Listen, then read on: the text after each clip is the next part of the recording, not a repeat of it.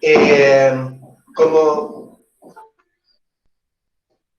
como les contaba antes, un poco la idea de la dinámica de la materia, digamos, para ir siguiendo los temas y que tengamos contacto es esta, ¿no? Es decir, que ustedes tengan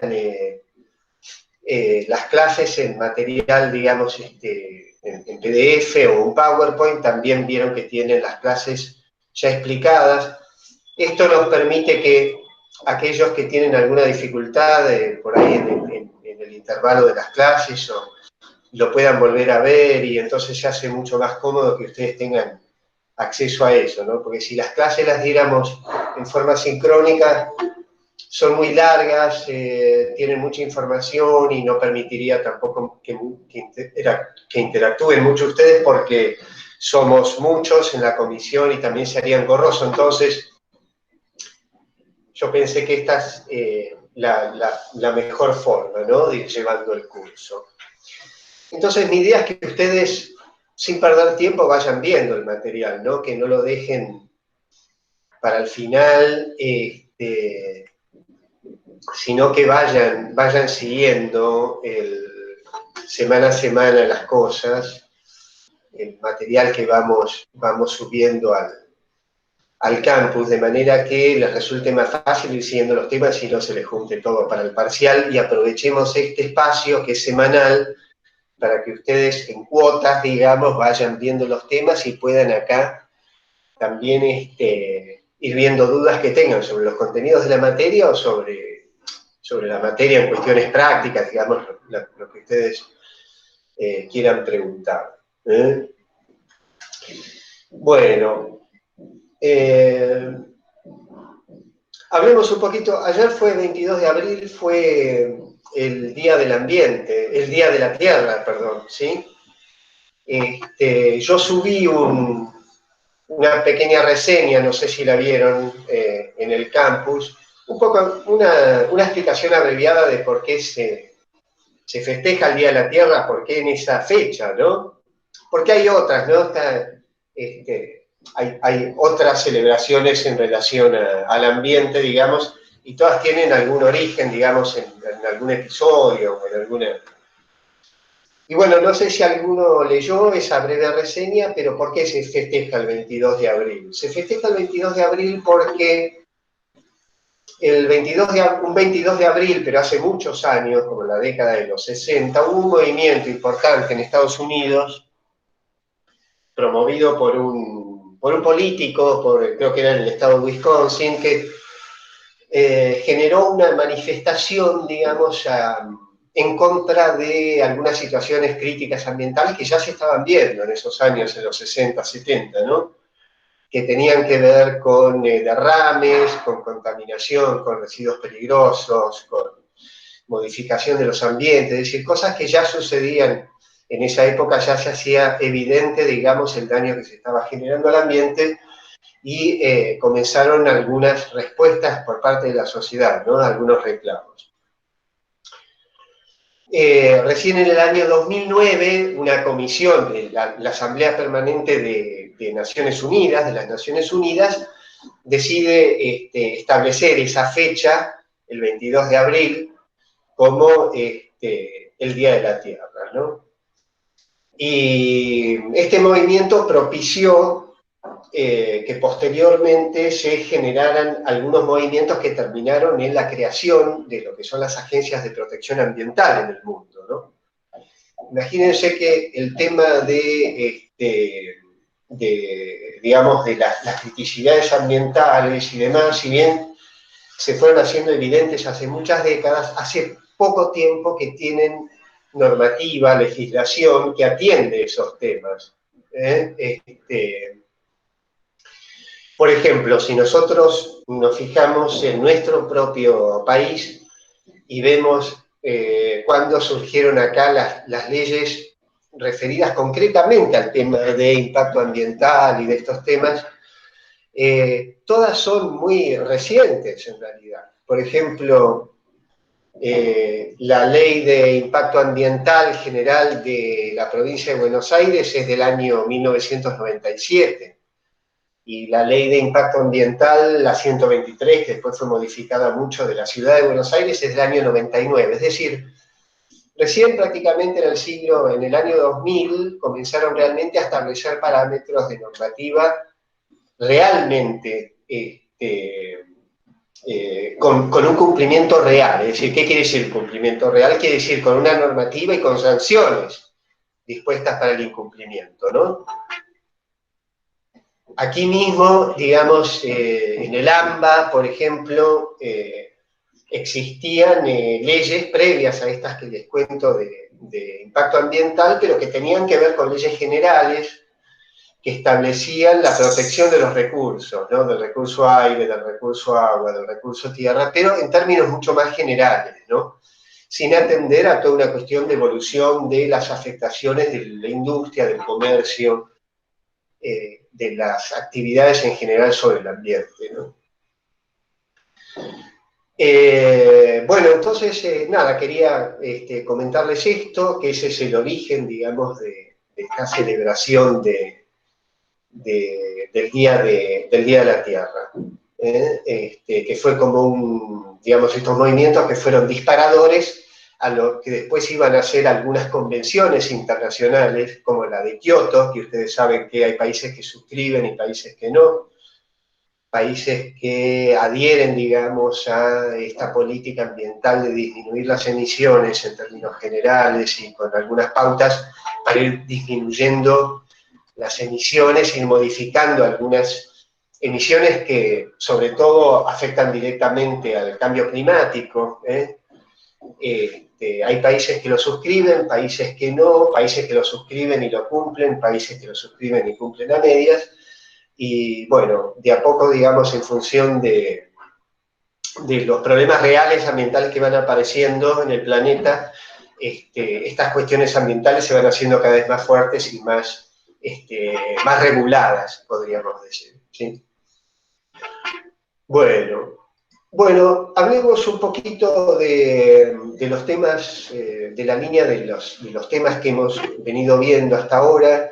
Como les digo, yo les voy dando como, no les doy el material completo de la cursada, sino que les voy dando los temas que vamos viendo para que los podamos ir digiriendo, digamos, y no se confundan con otras cosas y vayamos quemando etapas, digamos, y vayamos resolviendo los temas, ¿no? Por eso, semana a semana, ahora, por ejemplo, cuando termine este encuentro, voy a subir la cuarta clase, que es la clase sobre la que también vamos a tener lugar en el espacio del viernes que viene.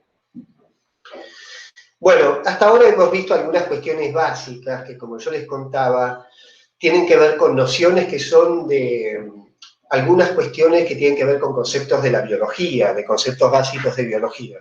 Como ustedes no tienen una materia biología en la carrera, es interesante que ustedes tengan como base algunos conocimientos básicos que les sirven para entender después cuestiones específicas, ¿no? Que tienen que ver con el funcionamiento en relación a esta materia, en términos generales, de un ecosistema. Y entender cómo funciona un ecosistema tiene que ver con entender de qué manera se compone, cuáles son las componentes bióticas y abióticas que ya habrán visto, son las componentes físico-químicas o las componentes que hacen a los organismos vivos en los ambientes. Pero es interesante que ustedes conozcan, por ejemplo, algo que parece descolgado de este curso, pero no lo es, los distintos tipos celulares, ¿no? ¿Por qué? Porque los organismos que forman parte de los sistemas vivos tienen distintos niveles de organización en cuanto a su estructura. Como habrán visto, pueden ser unos unicelulares, pluricelulares, pueden estar compuestos por células de las más primitivas, que son las procariotas, o pueden ser como las plantas y los animales eucariotas, es decir, pueden estar constituidos por las células más evolucionadas. Y esta base de cómo están constituidos los organismos nos sirve para entender cuáles son los roles de estos organismos en los ecosistemas.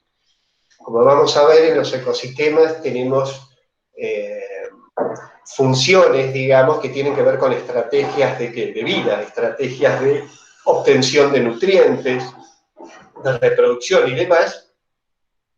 Y así podemos hacer una distinción muy importante, ¿no?, entre los roles que cumplen.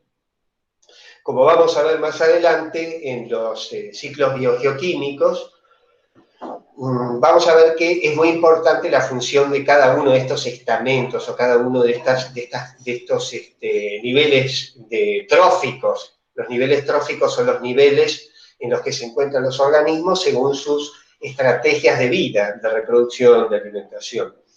Y así vamos a ver que los organismos más primitivos, que están constituidos actualmente por bacterias, tienen una función muy importante en el reciclado de la materia, por ejemplo, como base, junto con otros organismos, en el reciclado de la materia de los ecosistemas y la devolución, como vamos a ver, de la materia original a los ecosistemas para que pueda ser tomada por los distintos eslabones del ecosistema.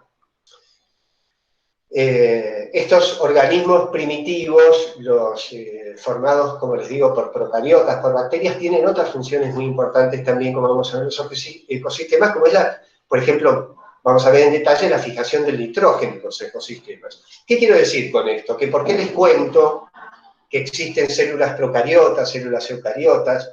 ¿Por qué hablamos de los cloroplastos y de las mitocondrias? Bueno, porque eso que en origen fue el origen de la vida, son los orígenes de la vida, es lo que constituye la base de la dinámica de los ecosistemas. Es decir, si entendemos cómo se generó la vida, cómo está formada la vida en tipos celulares, y cuáles son los roles en función de la estructura y el metabolismo de cada uno de los organismos, podemos entender cómo funciona un ecosistema. Entonces, hemos visto tipos celulares, hemos visto la función de las organelas, de los cloroplastos y de las mitocondrias. Nos detuvimos un poco en eso porque, como les digo, es importante la función de estas dos estructuras que se encuentran dentro de las células, la mitocondria y los cloroplastos. ¿Por qué? Porque esas dos estructuras son dos órganos intracelulares que permiten a la vida, constituida toda por células, como ya hemos visto en las clases, todo lo que está vivo está constituido por células, y todas las células, tanto de vegetales o animales, poseen mitocondrias, mientras que solo las células vegetales poseen cloroplastos. ¿Y por qué es tan importante esta estructurita, esta mitocondria? Porque la mitocondria, que existe, como les digo, en todas las células, es la responsable de que nosotros, cuando digo nosotros hablo de los organismos vivos, podamos traducir lo que ingresamos como alimento a una forma de energía que puede ser aprovechada por las células para cumplir con sus funciones metabólicas y su crecimiento y todas las funciones vitales, ¿no? Y una cuestión muy importante, por la cual también hablamos de cloroplastos y de mitocondrias, es que nosotros nos encontramos, nosotros los organismos vivos, en nuestros ecosistemas, inmersos en un entorno, ese entorno, el que nos rodea, por ejemplo, a nuestra especie, a los Homo sapiens, y a muchos otros, esta atmósfera, y esta atmósfera está compuesta de gases que interactúan todo el tiempo, obviamente, con los cuales interactuamos. Nosotros todo el tiempo, en este mismo instante, estamos consumiendo el oxígeno que nos rodea y estamos liberando dióxido de carbono al ambiente, ¿sí?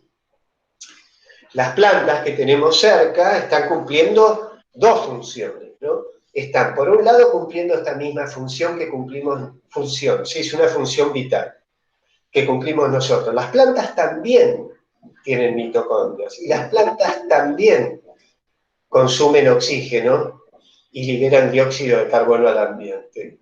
Ahora, las plantas también tienen otro proceso, que es el de fotosíntesis, por el cual son capaces de tomar dióxido de carbono de la atmósfera, fijarlo ¿cómo? Bueno, lo utilizan para formar su propia materia. ¿sí? Y los elementos químicos que necesitan para nutrirse. Y también liberan, por ese proceso de fotosíntesis, oxígeno al ambiente. Entonces, este concepto, que es que todos los organismos vivos, plantas y animales, tenemos mitocondrias, y en función de la respiración celular de las mitocondrias, emitimos al medio, al entorno, perdón, dióxido de carbono y consumimos el oxígeno. Y las plantas, además de tener este proceso, tienen el proceso de fotosíntesis, que en cuanto a los gases es inverso, porque la respiración celular libera dióxido de carbono y consume oxígeno, mientras que la fotosíntesis fija dióxido de carbono y libera oxígeno. ¿Sí? Bien.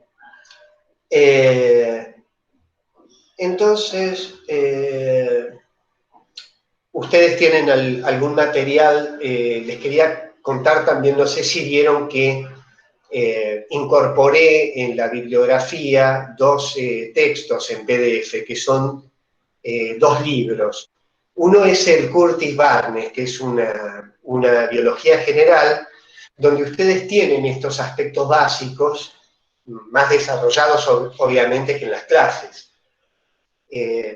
Les dejo esto y les sugiero además, no sé si habrán visto en la comunicación, compártanlo con sus compañeros, les sugiero cuáles capítulos ustedes como base pueden leer. Por supuesto que eso es mucho texto, pero los invito a que, tomando como guía los temas que nosotros vemos en la clase, ustedes acudan al texto para tener más información y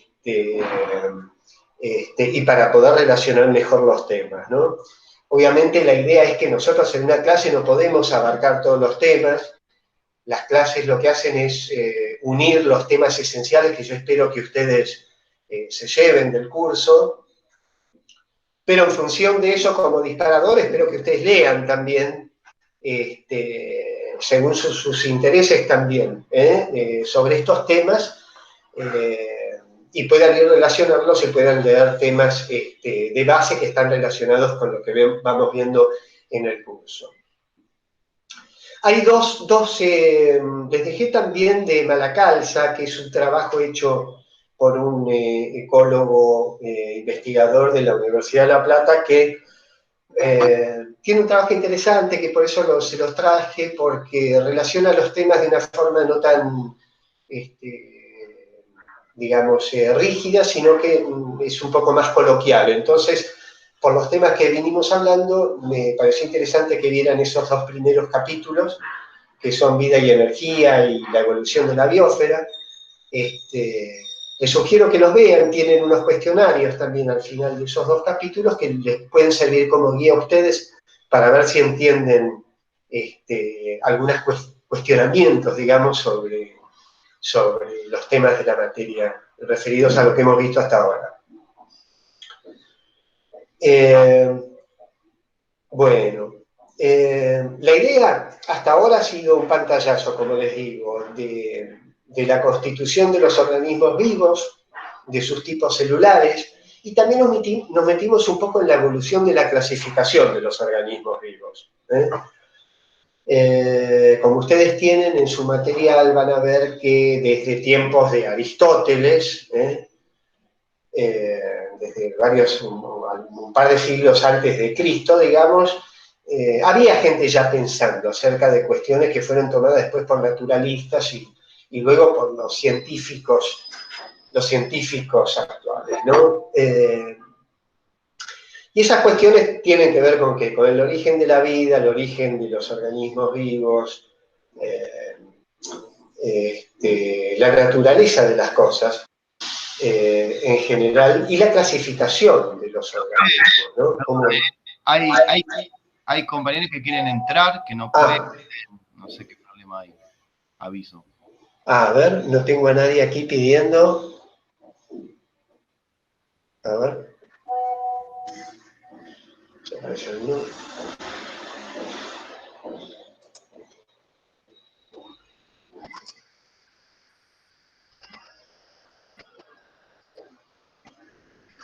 Falta ingresar a alguien porque no No me aparece el pedido de permiso. Me parece que era un problema con el código de la llamada, profe, pero creo que ya pudo entrar. Creo. Bueno, bárbaro. Bueno, entonces les contaba la clasificación de los organismos. Han existido clasificaciones muy básicas desde tiempos ancestrales, ¿no? Clasificaciones que tienen que ver con que, en origen, por ejemplo, Aristóteles y Teofrasto, un discípulo de Aristóteles, separaban a los organismos vivos de una forma poco fina, digamos, o grosera en principio, entre plantas y animales, luego entre los tipos de plantas según el tipo de semilla o el tipo de estructura aparente, apreciable del tipo de plantas. Y sobre la clasificación hemos pasado por Linneo. ¿Por qué hablamos de Linneo en particular? Porque Linneo, que sentó las bases de la clasificación binomial en el siglo XVII, generó una clasificación que nos acompaña hasta ahora, esta clasificación de género y especie para todos los organismos vivos, ¿no? Es decir, en vez de hablar de gorrión o de tomate o de cebolla, para hablar en términos científicos y globales, digamos, a cada organismo le asignamos dos términos en su nomenclatura. ¿A qué especie y a qué género pertenecen? Fíjense que esto de género y especie obedece a la serie de taxones o escalones de los cuales hablamos en las clases, que establecía Linneo, en los cuales pueden agruparse a los organismos vivos. ¿Y de qué manera organizo a los seres vivientes? Bueno, primero los puedo organizar en algo muy macro, muy grande. Digo, estas son todas plantas y estos son todos animales. Esto es reino animal y esto es reino vegetal.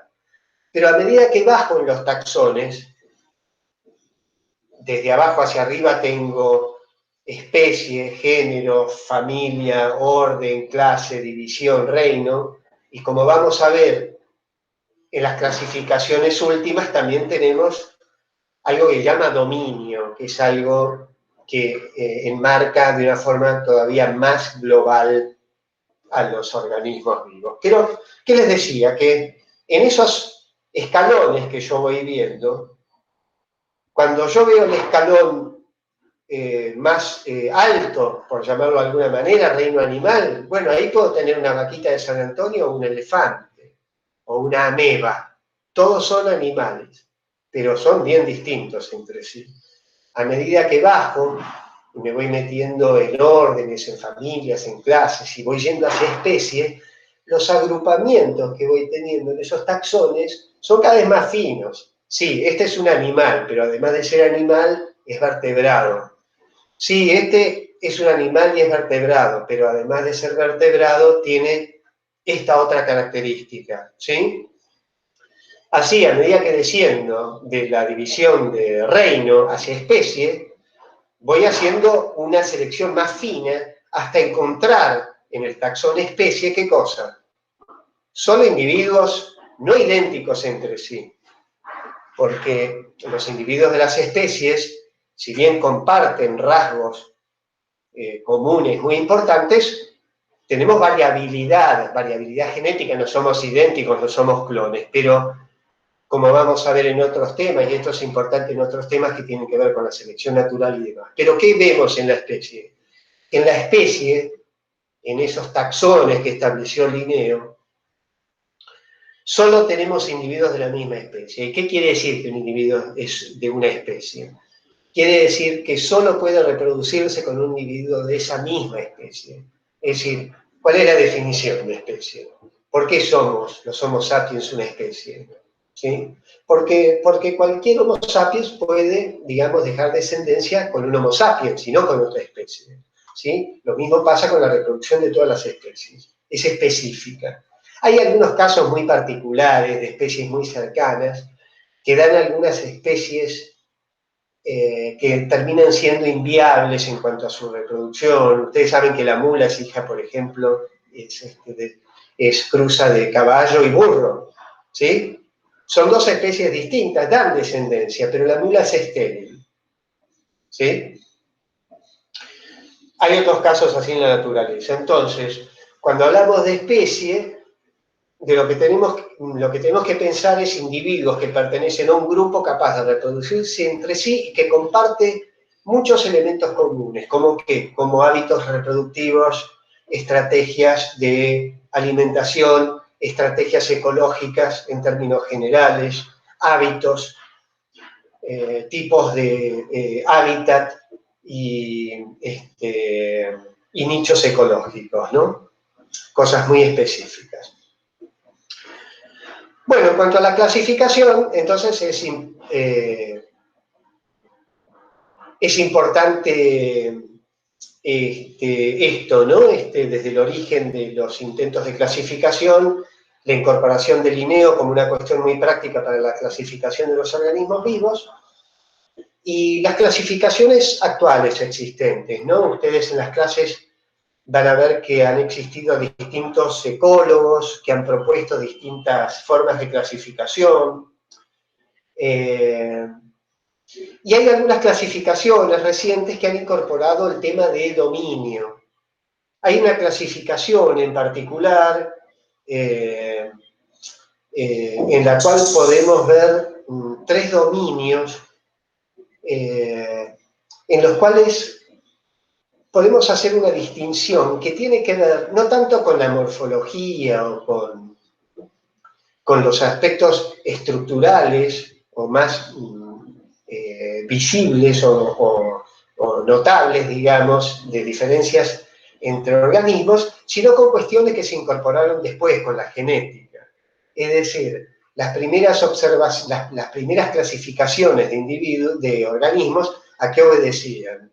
Observaciones, esto se parece a esto tiene la misma estructura, si le hago una disección, esto tiene estructuras similares a esto, pero después se incorporaron tanto las teorías que aportan a la clasificación de los organismos como a las teorías de la evolución de los organismos, aparecieron las herramientas moleculares y genéticas que permitieron comparar individuos, organismos, en cuanto a su cercanía, en cuanto a su contenido genético. Es decir, si agarramos a todos los animales y nos comparamos, bueno, es muy fácil ver que nos parecemos más al mono que a cualquier otro, ¿no? Y algunos monos, o mejor dicho, algunos simios en particular, ¿no? Porque cuando hablamos de mono nos referimos más a los animales, a los monos con cola, digamos, pero, digamos, los simios abarcan una familia que nos abarca a nosotros, que somos de la familia de los primates, digamos, que seríamos más parecidos a los monos sin cola, digamos, ¿no? Pero ¿a qué voy? Voy a que también las nuevas técnicas genéticas y moleculares permiten comparar el contenido genético, y comparar el contenido genético entre especies permite ver la cercanía entre especies, más allá del aspecto. Así, por ejemplo, ¿cuál es la especie con la que compartimos más nuestro genotipo, nuestro contenido genético? Si nosotros, vieron que ahora se hace el famoso PCR como técnica para el coronavirus. ¿Qué hace el PCR? ¿Saben qué es el PCR? PCR viene del inglés, es Polychain Reaction. Esas son las siglas PCR. Lo que hace el PCR es agarrar un pedacito del DNA o del ARN de una célula de un organismo y en una máquina puede hacer muchas copias de eso y puede buscar secuencias en ese ADN, ¿sí? Y en esas secuencias de ADN puede aparecer la de este monstruito, por ejemplo, la del COVID, ¿sí? Y detectarla. Bueno, entonces, mediante técnicas de este tipo, que son secuenciamiento de las moléculas de ARN y de ADN, se pueden comparar, ¿no? Y como vamos a ver más adelante en teorías que son interesantes, que se enganchan con las cosas que vamos a ir hablando, en la evolución, digamos, desde algo parecido a una bacteria existimos nosotros, una jirafa, una lechuga, y toda la gran biodiversidad, y todo salió de lo mismo. De alguna manera, ver cómo esa molécula de ADN original se fue modificando nos permite comparar ahora cómo están esas moléculas en cada organismo, y por parentesco de esas moléculas decir, che, esto está muy cerquita de esto, a pesar que parece distinto, ¿no? Por ejemplo, nosotros, ¿cuál es el organismo vivo que más comparte con nosotros la estructura de sus ácidos nucleicos, del ADN? ¿Saben? ¿A qué nos parecemos más de lo que está vivo en ese sentido? ¿Cuál era la pregunta? Claro, ¿cuál es el organismo vivo que tiene más parecido el DNA, o sea, nuestro contenido genético, a nosotros?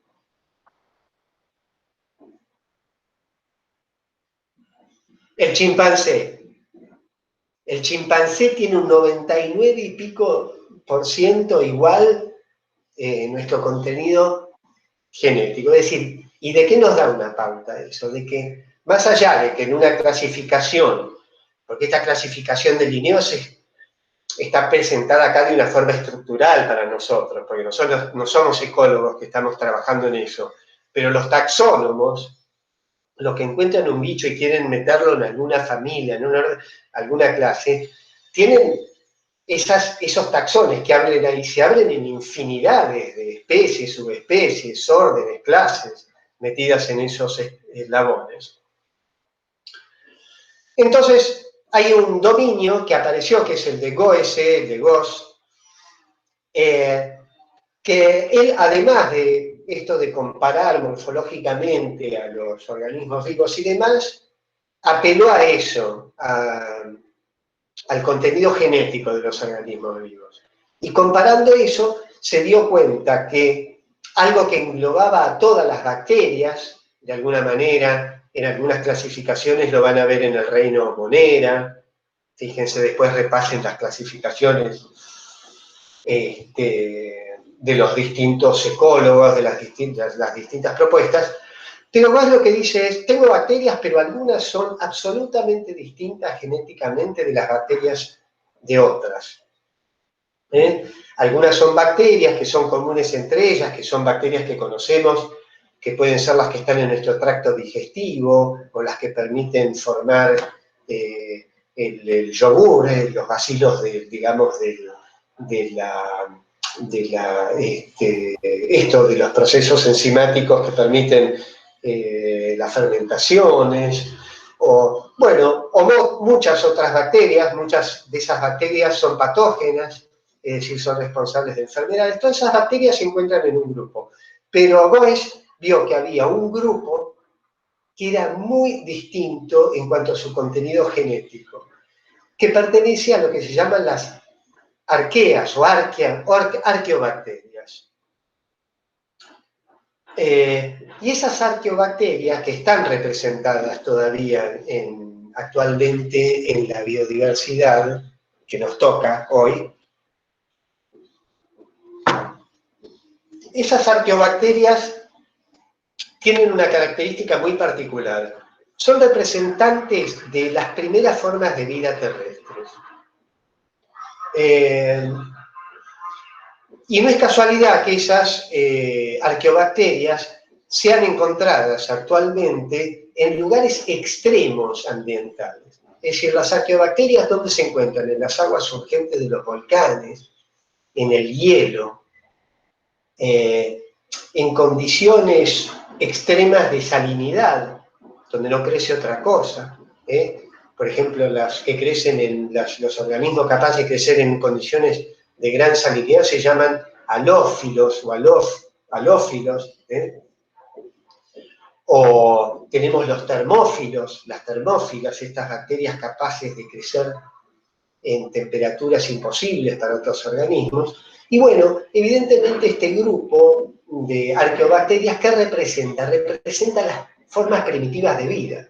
Pensemos que la Tierra, según las teorías que convergen de la paleontología, de la biología, de la geología y otras disciplinas, ubican la edad de la Tierra en unos 4.500 millones de años. Y la antigüedad de la vida en la Tierra unos 3.600 millones de años. ¿Qué quiere decir? Que hay muchos millones de años ahí en los que la Tierra fue modificando su ambiente hasta que alguna forma de vida pudo aparecer, y esa forma de vida, como una chispa de vida, determinó una evolución que terminó en la biodiversidad actual. Ahora, todo ese tiempo que la Tierra evolucionó sin vida, ¿qué pasa que no había vida? Bueno, evidentemente había cambios drásticos en situaciones ambientales que, en relación a cómo conocemos la vida actualmente, no generaban las condiciones de vida, como les digo. Y esos relictos o remanentes de esos ambientes pueden estar dados por estas arqueobacterias, que todavía resisten millones de años después, ¿no?, viviendo en sus lugares extremos, como lo hicieron seguramente en el origen evolutivo de la vida en el planeta. Bueno, esto es un poco en cuanto a algunas cuestiones, algunos tips en cuanto a la clasificación de los organismos vivos. Bueno, y nos metimos en la última clase ya a ver un poco cómo se estructura un ecosistema, ¿no? Y en términos generales, un ecosistema, ¿qué es? Es un sistema biológico, ¿sí? Es un sistema que, como hemos visto, está constituido por aspectos que son físicos y aspectos que son bióticos, ¿sí? Hay algunos términos para definir eso. Cuando tomamos un ecosistema, como ven en las clases, podemos hablar del biotopo en cuanto a referirnos a ¿qué? Al ambiente físico, y a la biocenosis cuando nos referimos a ¿qué? Al conjunto de las poblaciones que a su vez forman comunidades, que en conjunto forman los organismos vivos de los distintos ecosistemas. Hemos visto que los ecosistemas, del más simple al más complejo, tienen una dependencia absoluta en origen con la fuente original de energía, que ¿cuál es? De todos los sistemas biológicos. El Sol, ¿no? Es decir, el Sol es, mediante la energía radiante que puede ser capturada por los productores primarios, la base del sustento de todos los ecosistemas terrestres. Es decir, obviamente si se apaga el Sol, también nos apagamos nosotros, ¿no? Eso es algo que va a ocurrir, es notable, ¿no?, pensar que eso va a ocurrir. Pero, por suerte, al menos para nosotros, va a ocurrir dentro de muchos años, ¿no? No lo van a ver ni siquiera nuestros tataranietos. Entonces, todos los sistemas, los ecosistemas, están basados en ¿qué? Están basados en la incorporación de energía a partir de la energía radiante de los primeros estamentos de los ecosistemas, y a partir de ahí, con mayor o menor complejidad, de una serie de procesos y de interacciones que ocurren entre los organismos y su entorno, que generan ciclos, ciclos de la materia. Estos ciclos de la materia, como vamos a ver más adelante, concretamente los ciclos de algunos elementos en particular, permiten que la materia, justamente el término reciclar es que la materia que en algún momento está formando parte de los organismos o que se encuentra en algún estamento físico de los ecosistemas, se reciclen, ¿sí?, con una dinámica temporal, y vayan siendo una vez y otra vez, a través de las generaciones de los organismos que viven en los ecosistemas, vayan siendo incorporados nuevamente a los ecosistemas para ser aportados e incorporados por los distintos niveles tróficos de los ecosistemas, ¿no? Bueno, y vimos que existen distintos tipos, estamos viendo generalidades, ¿no? Después nos vamos a meter en temas que hacen más a la dinámica de las poblaciones, de los ecosistemas.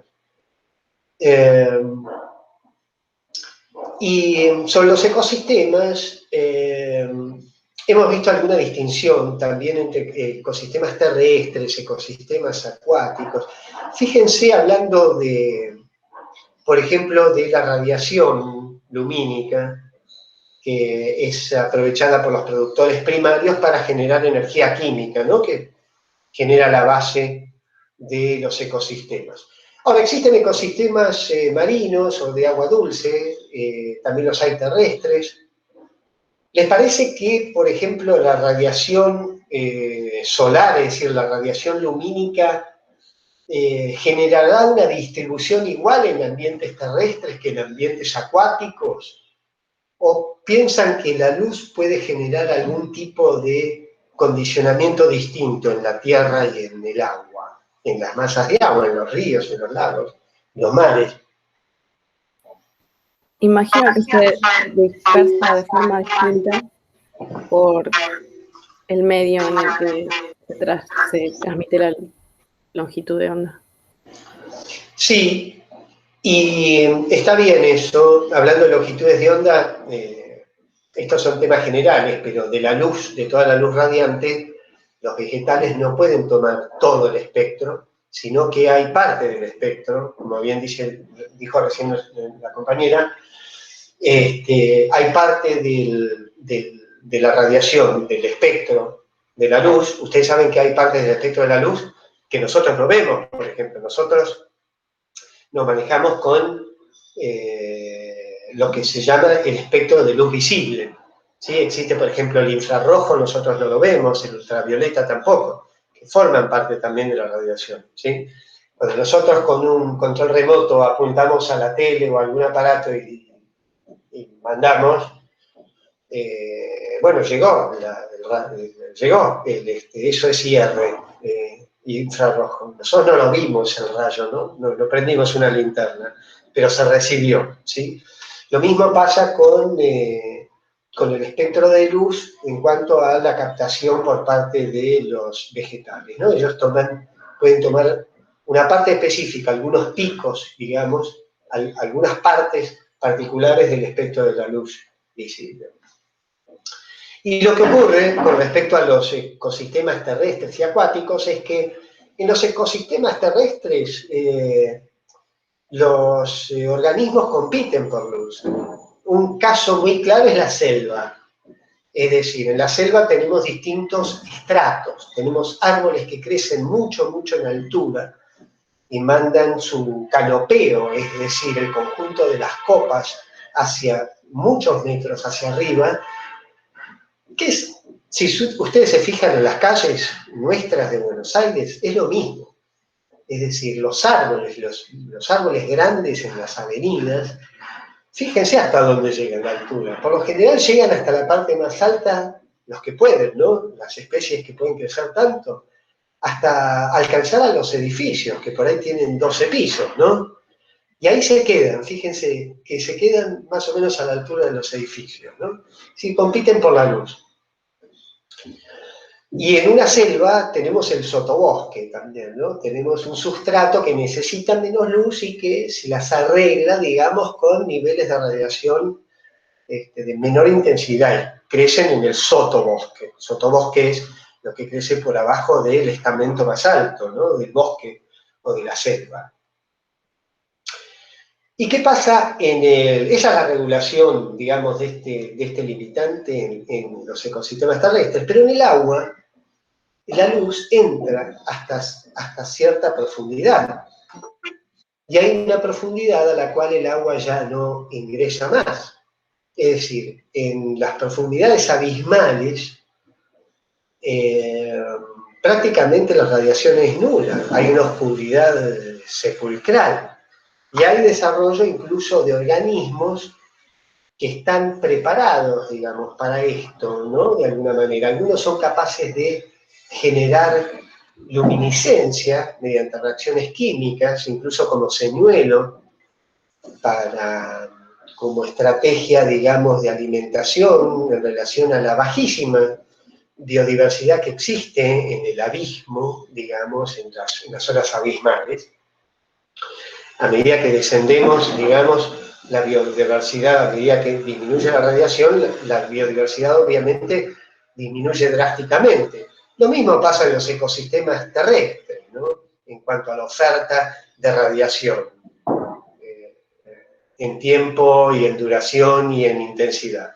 Una selva tropical que tiene una radiación muy importante durante mucho tiempo del año tiene una biodiversidad inmensa, riquísima. Mientras que la taiga o la tundra, que tienen una radiación de menor intensidad, de menor tiempo y demás, van a tener especies mucho más adaptadas y una biodiversidad mucho más pobre, ¿sí?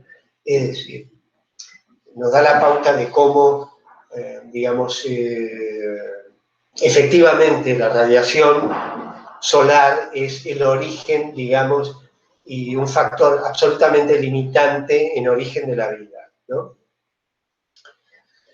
Bueno, y en cuanto a los ecosistemas acuáticos, bueno, los ecosistemas acuáticos en las profundidades o en los estratos inferiores se enriquecen con el tiempo de la materia orgánica que durante decenas y decenas de años va descendiendo, va decantando, se va depositando, ¿sí? Esto también forma parte, digamos, de los elementos, de los nutrientes básicos que generan la base para la formación. De lo que vamos a ver es el plancton, que es, el plancton es una forma de organismos, tanto el fitoplancton como el zooplancton, que son muy importantes, tanto como los productores primarios, como base de todos los eslabones tróficos, es decir, de todos los eslabones de los organismos en los ecosistemas, ¿no? Es decir, el plancton, como vamos a ver, está constituido por organismos que forman una gran masa básica, como lo son también los productores primarios, para el sustento de los organismos en los ecosistemas. Bueno, bueno, esto es un poco una reseña, lo que pretendía era hilar un poco los temas que hemos estado viendo, ¿no? También, cuando hablamos de ecosistemas y hablamos de ambiente, van apareciendo distintos términos que tienen, digamos, distintas implicancias en cuanto a su escala, ¿sí? Sobre todo su escala geográfica, también puede ser su escala temporal. Entonces aparecen algunos términos como hábitat, nicho ecológico y otros, ¿no? Podemos hablar de regiones biogeográficas o algo que aparece en algún material que les subí al campus, que son las ecorregiones, ¿no? O los biomas. Es decir, todos términos que refieren, todos estos que mencionamos, en un punto a lo mismo. Porque todos estos términos se refieren a condiciones físico-químicas y geográficas y el condicionamiento de esas condiciones en la aparición o en la existencia de las biocenosis o de las formas vivas asociadas a esos ambientes. Entonces, cuando hablamos de un hábitat en términos generales, tenemos una idea general que nos habla del espacio geográfico ocupado por una determinada especie o determinadas especies que pueden convivir en sus poblaciones e interactuar en forma conjunta esas poblaciones de distintos organismos, constituyendo lo que vamos a ver son las comunidades. Como vamos a ver, las comunidades es un conjunto de poblaciones de distintas especies que conviven en un espacio y en el mismo tiempo. Entonces el hábitat lo pensamos como un ambiente geográfico con condicionantes físico-químicos que permiten la existencia de determinadas especies, ¿no? En función de esas condiciones que necesitan y que reúnen ahí. Y después podemos ir a otro término, que es el de nicho ecológico. Y el término nicho ecológico agrega a la cuestión física otros aspectos que tienen que ver con las interacciones que existen entre los individuos de la misma especie y los individuos de esa especie con otras y su entorno. Es decir, cuando hablo de hábitat hablo del lugar, un poco, ¿no? Mientras que cuando hablo de nicho ecológico hablo del lugar, de las relaciones de esos individuos con los individuos de esa misma especie y de los demás especies que viven en ese hábitat, de su comportamiento ecológico en función de cómo consiguen su alimento y de cómo se reproducen, y de todos los aspectos que hacen a los requerimientos totales, digamos, que no es solo dónde viven, sino cómo se relacionan con todo lo que existe en ese ambiente. Entonces un hábitat, que puede ser un espacio geográfico ubicado en una pradera, puede contener un nicho ecológico que puede ser un hueco en una corteza de un árbol, donde viven algunos gusanos de una especie que tienen una estrategia ecológica particular para vivir en esa corteza, poniendo algo ahí y viviendo con las condiciones dadas ahí. ¿Sí? Tengo un hábitat, que es el árbol, el ambiente general que contiene el árbol. Entonces digo, ¿este gusano dónde se encuentra? ¿En la taiga? No, la taiga no, buscalo en las praderas de la sabana sudafricana.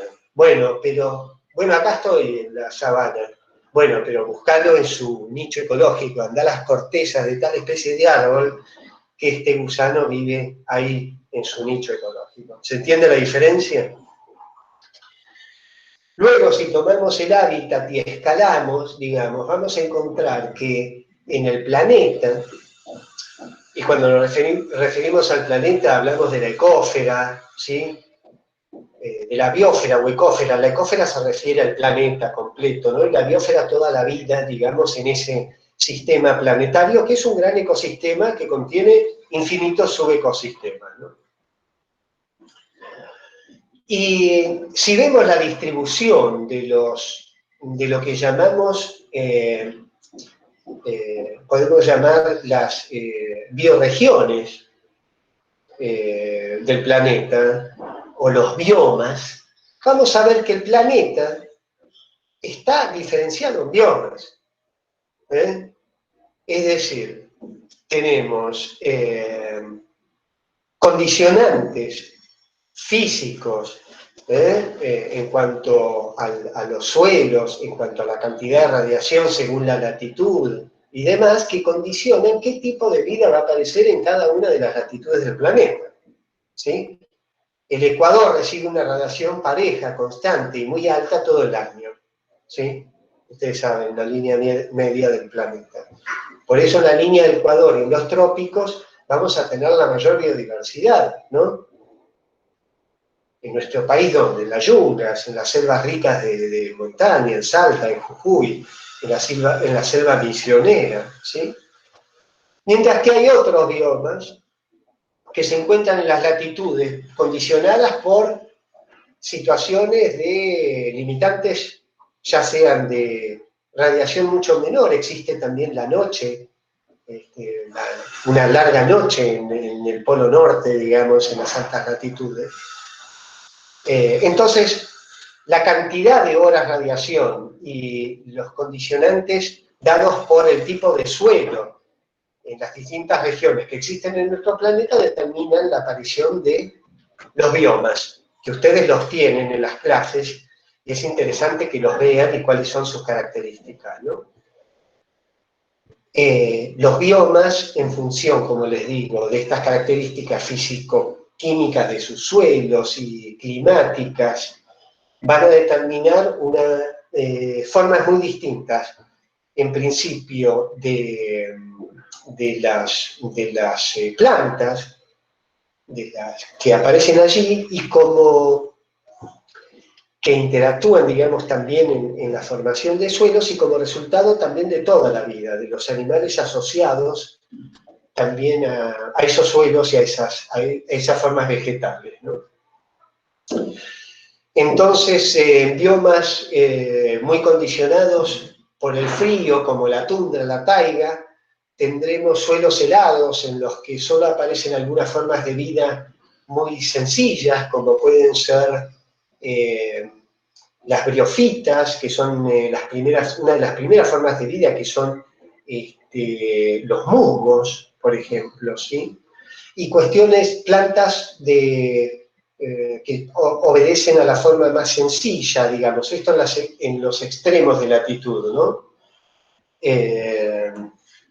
La mayoría de esas plantas sin sistemas desarrollados de conducción, o sea, formas muy primitivas de vida, ¿no? Que se asocian al permafrost, a suelos helados, y que generan algunos fósiles de vegetales, que es la turba. ¿Escucharon hablar de la turba? La turba son vegetales que son año tras año aplastados, digamos, por el suelo, por el hielo, y en forma compacta forman formas orgánicas fósiles, como podemos hablar del petróleo, que son combustibles fósiles, que son empleados también como tales, ¿no? Como combustible. Si de la taiga vamos a la tundra, que es un ambiente con un poco más de radiación, vamos a ver la aparición de algunos bosques, ¿no? De algunos bosques particulares, de coníferas, asociados a estos ambientes tan fríos, y vamos a ver también la fauna asociada, ¿no? Estos animales muy asociados al frío, como los osos, zorros, animales adaptados, digamos, a la vida de recursos escasos y en ecosistemas muy ajustados, muy poco biodiversos, ¿no? En contraparte como les digo, con las selvas, con los ambientes tropicales o subtropicales, que presentan una variedad inconmensurable, digamos, y una cantidad de redes formadas por cadenas tróficas muy ricas, ¿no? Bueno, y aprovecho para decirles esto, que en la naturaleza, digamos, tenemos redes y cadenas tróficas, ¿no? En realidad, en la naturaleza hablamos de cadenas tróficas, de redes tróficas, perdón, que están formadas por cadenas tróficas. ¿Y qué diferencia hay? Y con este concepto vamos a ir un poco cerrando para que no sea tan largo, ¿no? Esto de la red trófica, de la cadena trófica, nos habla de esto que conocemos desde el villique, que es el herbívoro que come el pasto, el carnívoro primario que come el herbívoro y el carnívoro más grande que se come ese carnívoro. Eso es una cadena trófica. Parto desde los productores primarios siempre, esto que les decía, las plantas que toman la luz del sol, forman energía química, la dejan disponible para los herbívoros y luego sigue la cadena trófica. El herbívoro come el vegetal, el carnívoro. Pero en la naturaleza lo que se da no son cadenas solamente, ¿no? Sino que se dan redes tróficas. ¿Por qué? Porque en términos generales... ¿Cómo? Perdón. Se dan redes tróficas. ¿Por qué? Porque si en una cadena trófica, por ejemplo, por alguna cuestión climática o particular, temporal o ambiental, desaparece algún eslabón de la cadena, se corta la cadena, desaparecería el sistema. Imagínense un cambio drástico ambiental, o por lo que fuera. Bueno, si algún elemento de la cadena se queda sin su sustento, es decir, el eslabón anterior, se cortaría la cadena. Por eso son redes, ¿no? En la naturaleza. Por lo general, las estrategias de los organismos vivos contemplan alternativas en cuanto a su alimentación o en cuanto a sus estrategias generales, y por eso las distintas especies se encuentran en los ecosistemas interaccionando en redes. ¿Qué quiere decir? Estas redes proporcionan una capacidad de adaptación mucho mayor que una cadena, ¿sí? Es decir, una cadena, como les digo, contemplaría la posibilidad de que una modificación drástica del ambiente modificara rápidamente la estructura del ecosistema. Por eso vemos que hay un entramado muy complejo entre los organismos de los ecosistemas y entre esas interacciones entre organismos y su ambiente. Profe. Sí. Una pregunta. En el caso de algunos animales que dependen únicamente de una planta, por ejemplo, sería una cadena únicamente. Sí, mirá, sí, Roberto, mirá, y es increíble, pero y eso les trae, digamos, después vamos a ver, es interesante porque en la biodiversidad de organismos, hay organismos que tienen ventaja por estar muy especializados, porque la especialización da ventajas, porque te hace muy eficiente en el aprovechamiento de un recurso. Entonces hay especialistas y generalistas en la naturaleza. El especialista es muy efectivo, pero es muy dependiente. El generalista no es tan efectivo, pero tiene mucha más capacidad de adaptarse. El panda está en riesgo. ¿Saben cuál es el ambiente del panda? La caña de bambú. La caña de bambú. Que come hojas de bambú, el agua que consume está en las hojas de bambú y vive en los bosques de bambú de la China. Sacarlo al panda del bambú, no hay panda. Y hoy es uno de los casos, digamos, los tratan de reproducir en cautiverio, pero bueno, evolucionaron muy específicamente. Bárbaro mientras haya bambú para el panda, ¿sí? Si no, se acabó el bambú, se acabó el panda. Luego el generalista, qué sé yo, un roedor, ¿sí? Un insecto como la cucaracha. ¿Sí? Pueden vivir bajo cualquier circunstancia, se adaptan a cualquier ambiente, ¿sí? Las ratas están en todos los ambientes del mundo. Ni las vemos de día. Hay millones de ratas en la ciudad, ¿sí? Están ahora vivas ahí todas en algún lado, algo comen, ¿no?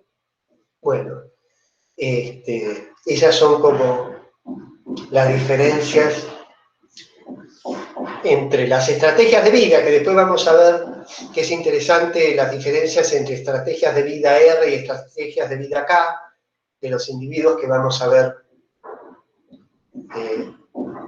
en clases más adelante. Bueno, yo diría que vayamos cortando hoy y no sé si quieren preguntar algo y si no, los invito, yo voy a subir otra clase más y los invito a que vean el material que está en las clases. Como les digo, en la pestaña bibliografía tienen estos textos. Yo no pretendo ni mucho menos que ustedes lean todo eso, pero digamos, lo que vemos acá son lineamientos y ustedes, las dudas que tengan o demás, las pueden ampliar con esos textos. Por eso les señalé cuáles son los capítulos que me parece más interesante que ustedes vean como apoyo de estos temas que estamos viendo. ¿Sí? Bueno, y les digo esto también como último, que es que, para que se queden tranquilos, que el parcial va a ser, yo voy a ingresar al campus en un horario, una serie de preguntas o de multiple choice, que no van a ser de memoria, van a estar referidos a cuestiones conceptuales, que apuntan a ver si ustedes entienden los conceptos, no me importa que ustedes guarden fechas o números, sino que puedan relacionar conceptos. Ustedes van a tener disponible todo el material, pero van a tener un límite de tiempo, 1 hora, por ejemplo. le va a jugar a favor haber leído y haber seguido las clases, porque si no, en una hora no van a saber ni de qué les estoy hablando, ¿sí? El que haya visto y seguido las clases va a saber de qué estoy hablando y rápidamente va a decir esto era esto y va a ir y va a tomar la respuesta. El que no haya visto nada en una hora, bueno, se le complicará más manotear las cosas y ver de dónde puede sacar la información. Ese va a ser un poco la forma en estas condiciones que tenemos de evaluarlo, ¿sí? Bueno, entonces... Profe, una pregunta. Sí. ¿Hay una fecha para el parcial? Todavía no, pero la semana que viene ya se las voy a... Ya la vamos a tener propuesta. Dale, dale, listo. Tengo que ver un Gracias. poco el cronograma y la semana que viene lo armamos. ¿Sí? Bueno, gente, buen fin de semana y... Profe. Nos vemos entonces. Profe. Sí. Él va a habilitar lo de lectura y cuestionario número 2. Sí, en realidad fíjate que directamente les mandé un comentario donde y les dejé directamente el libro de Malacalza y les sugería que lean el capítulo 1 y capítulo 2, que lo tienen ahí. Y en cada uno de esos capítulos tienen unos cuestionarios que, nada, utilícenlos ustedes como una guía para responder los temas y ver si entienden o tienen alguna duda sobre eso. Ese libro es un texto no tan formal, sino que tiene una mirada un poco más, digamos, que apunta un poco más a relacionar los temas y de una forma más coloquial, digamos, ¿sí? Y entonces, supuestamente, la semana que viene ya estaríamos armando el tema para que la más o menos tipo segunda quincena de mayo ya tendríamos el primer parcial con usted. Más o menos, sí, exactamente, sí. Ya lo vamos, voy a tratar de tenerles el cronograma ya para el próximo encuentro. Y así en los plazos por el campus. Así se pueden también ustedes ir organizando. Vale. Gracias, profe. Okay. Bueno, un abrazo a todos. Buen fin de... Chao. Chao.